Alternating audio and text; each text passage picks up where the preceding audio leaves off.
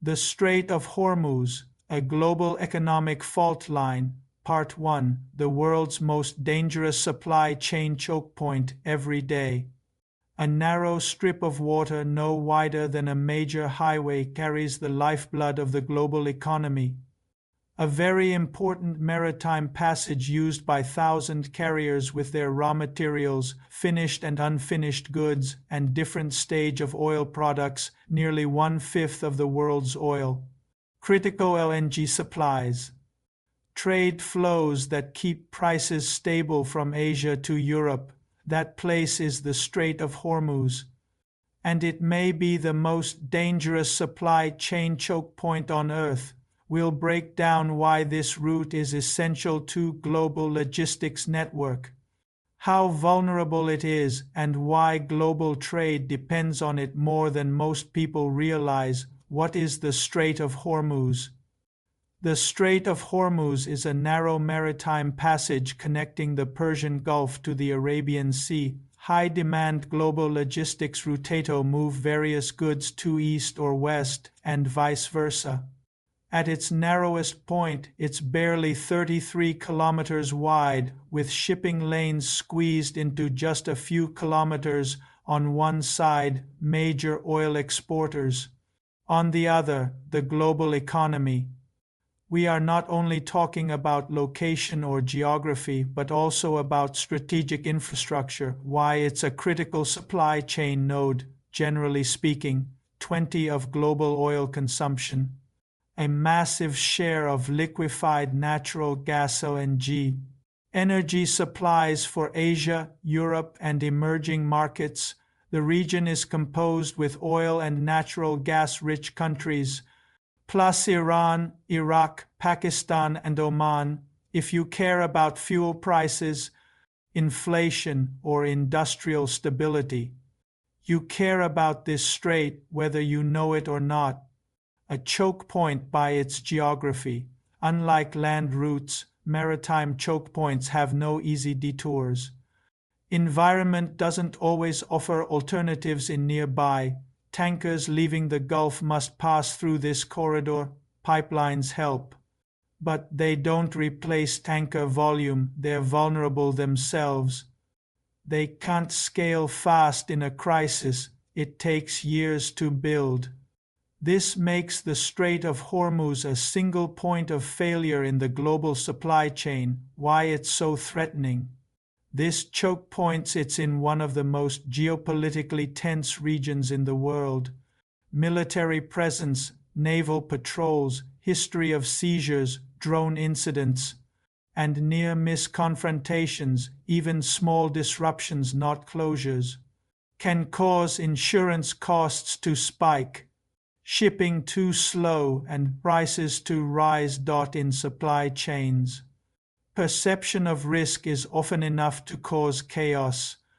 The incident on global trade: when energy prices jump, transport costs rise, manufacturing margins shrink, food prices increase, inflation accelerates. This is a clear indication that the Strait of Hormuz has direct incidence on global logistics. Why this choke point matters more today: the world is more interconnected than ever. Just-in-time logistics, tight inventories, energy-dependent manufacturing. There is less buffer, less slack, and less tolerance for shocks. That makes this choke point more dangerous today than at any point in modern history. We can say the Strait of Hormuz isn't just a shipping lane, it's a pressure valve for the global economy. Its existence fuels the world economy, impacts investors, businesses, and consumers.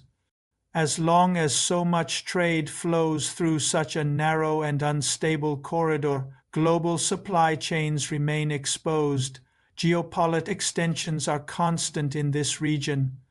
For many years, it's the same observation: military confrontations and all kind of sabotage of the global economy.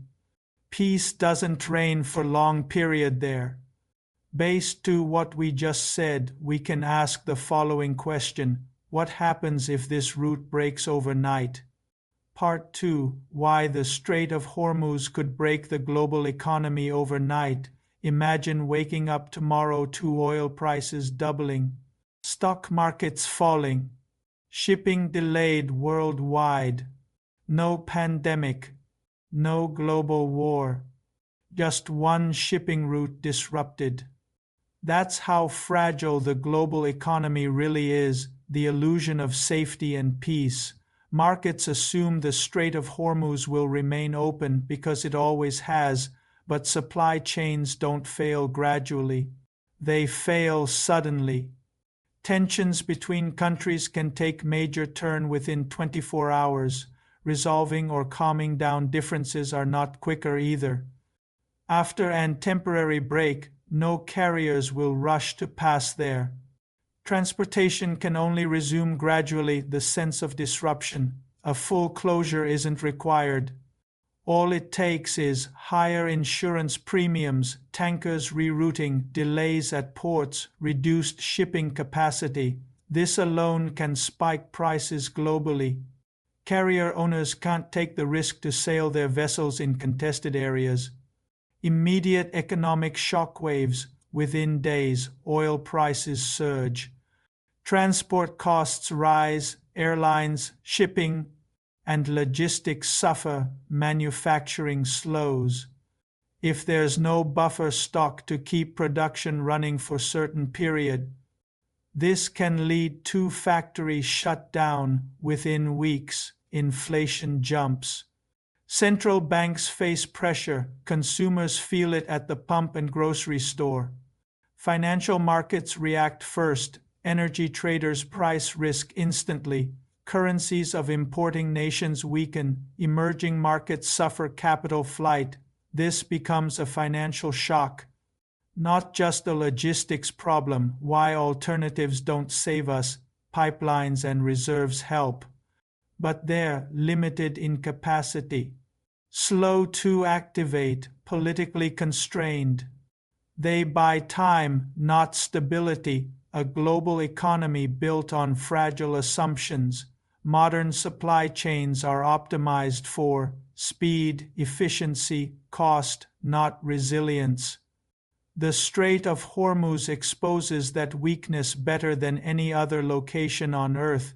Rethinking global economy is necessary, at least in corporate logistics risk and geopolitics crisis. In the strategy, who suffers the most? Energy importing economies, manufacturing hubs, lower income households, small businesses. Businesses transfer additional operational cost to their selling price. Same scenario with airlines and other transportation companies. Travel tickets will be adjusted to absorb extra cost. Supply chain shocks always hit the weakest first. The negative economic impacts are enormous. Final consumers will pay higher price of goods due to a disruption and higher energy cost. At a gas station, vehicle owners will see the price increase per liter. Conclusion: we'll say the Strait of Hormuz is not just a regional risk. It's a global economic fault line. As long as so much energy flows through a single narrow passage, the world economy remains one incident away from chaos.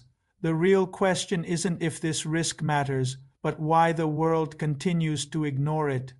The recent geopolitics events demonstrate the importance of this maritime passage.